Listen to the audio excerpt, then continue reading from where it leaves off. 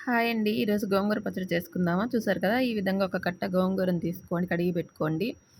6 లేదా ఒక 10 ఎండుమిరపకాయలు మన కారానికి తగ్గినట్టు, 4 వెల్లుల్లి రెబ్బలు, ఒక స్పూన్ జీలకర్ర, ఒక స్పూన్ పచ్చిశనగపప్పు, చిన్న ఉసిరికాయంత చింతపండు, 4 స్పూన్ల ధనియాలు పెనం పెట్టుకొని వేడి చేసుకోండి.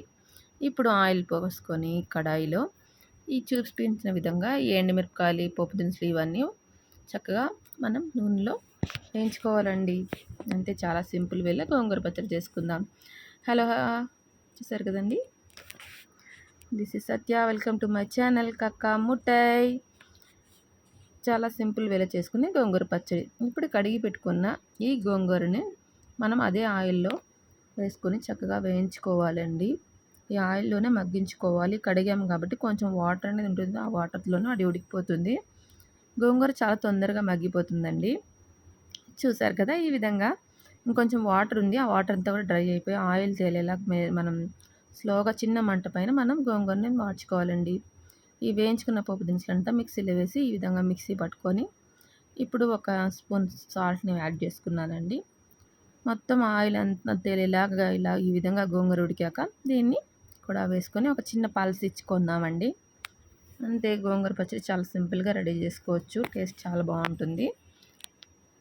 చూసారు కదా! ఈ విధంగా గోంగూర కొంచెం చల్లారాక మిక్సీ పట్టి పెట్టుకున్నాను. ఇప్పుడు మళ్ళీ ఇంకో చిన్నగా పోపు వేసుకుందాము.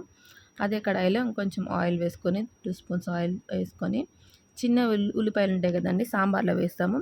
అవి ఒక 10 ఉల్లిపాయలు తీసుకొని బాగా కాగాక మళ్ళీ ఇప్పుడు ఆయిల్ మంచిగా వేసుకోవాలండి. గోంగూరకు కొంచెం ఆయిల్ ఎక్కువే పడుతుంది. ఆయిల్ ఉంటే అది టేస్ట్ బాగుంటుంది. 4, 5 రోజులు కూడా చెడిపోకుండా ఉంటుంది. ఆయిల్ కాగింది కాబట్టి ఒక చిటికెడు పసుపు యాడ్ చేస్తున్నాను. క్లీన్ చేసి పెట్టుకున్నటువంటి చిన్న ఉల్లిపాయలు ఒక 10 ఉల్లిపాయలు, 2 వెల్లుల్లి రెబ్బలు, జీలకర్ర, ఆవాలు, పచ్చెనగపప్పు, మినపప్పు వీటిని కొంచెం కొంచెంగా తీసుకొని ఆ కాగిన నూనెలో యాడ్ చేసుకోవాలండి. చిన్న ఉల్లిపాయలు వేసుకోవడం వల్ల టేస్ట్గా బాగుంటుంది. మధ్య మధ్యలో క్రంచీగా తగులుతుంది. రుచి మరింత బాగుంటుందండి.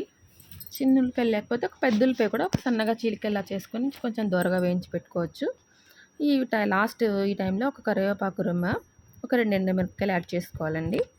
దీన్ని కూడా మంచిగా వేయించుకొని చూసారు కదా, కలర్ఫుల్గా ఉంది. ఈ టైంలో మనం మిక్సీ చేసి పెట్టుకున్నటువంటి గోంగూర పచ్చడిని యాడ్ చేసుకోవాలి.